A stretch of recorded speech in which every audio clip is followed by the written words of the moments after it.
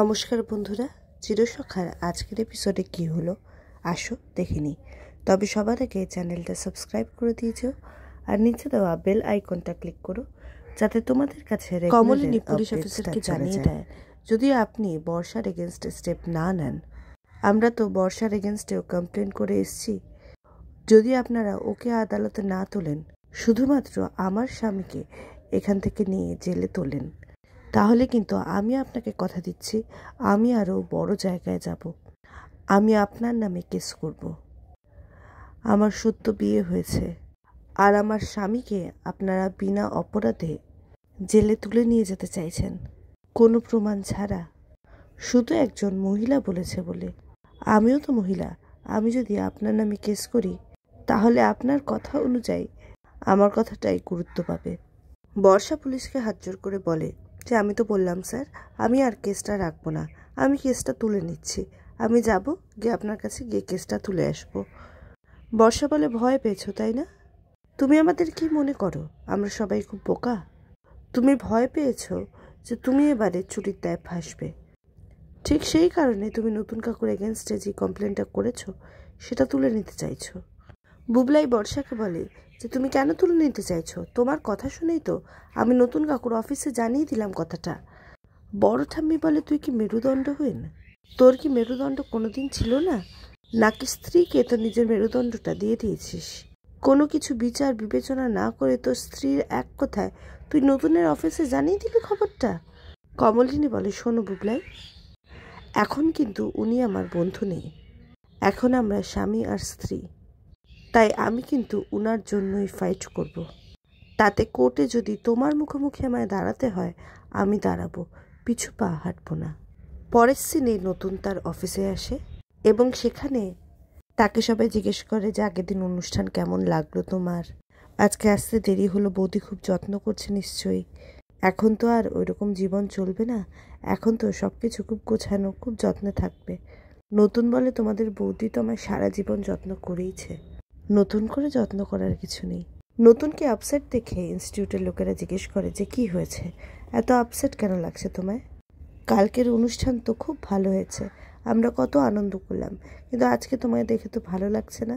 ঠিক সেরকমই সময় ইনস্টিটিউটের HR আসে সেখানে এবং নতুনকে জানায় যে আপনার নামে একটি কমপ্লেন এসছে। আমি তো সেই কমপ্লেনটা পড়ে অবাক। সবাই জিজ্ঞেস করে যে কি লেখা আছে কমপ্লেনে। বলে কমপ্লেন এসছে, আমাদের এখানে একটা মেল এসছে এবং মেলটি পাঠানো হয়েছে স্বতন্ত্র স্যারের বাড়ি থেকেই। ওনার বাড়ির একজন মহিলা ওনার এগেনস্টে কমপ্লেন করেছে, আর কমপ্লেনের নেচারটা এমনই আমাকে ইন্টারনাল বোর্ডের কাছে যেতে হবে।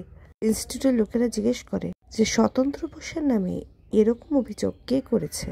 বর্ষার নামটি জানায় HR। সবাই বলে বর্ষা, তার মানে আপনার ওয়াইফের ছেলের বউ? স্বতন্ত্র হ্যাঁ বললে ইনস্টিটিউটের একজন বলে যে তোমার নামে এরকম একটা অভিযোগ করতে পারলো, ইন্টারনাল বোর্ডে নিয়ে গিয়ে কী হবে?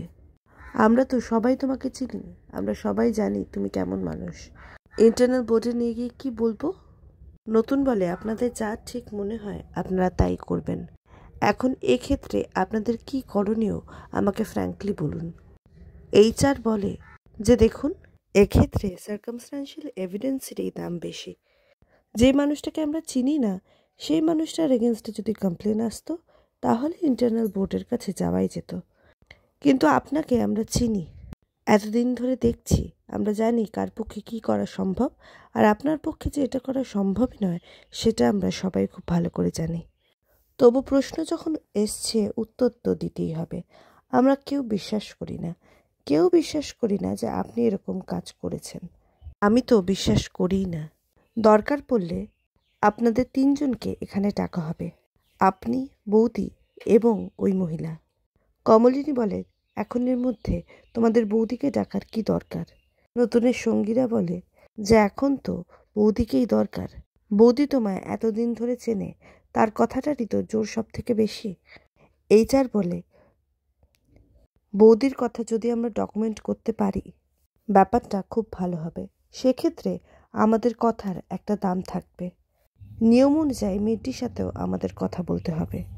নতুন বলে, আপনাদের যা নিয়ম আপনারা তাই মেনে চলুন, সেটাই ফলো করুন। ইনস্টিটিউটের একজন জিজ্ঞেস করে যে কেন এই কাজটা করলো বলো তো?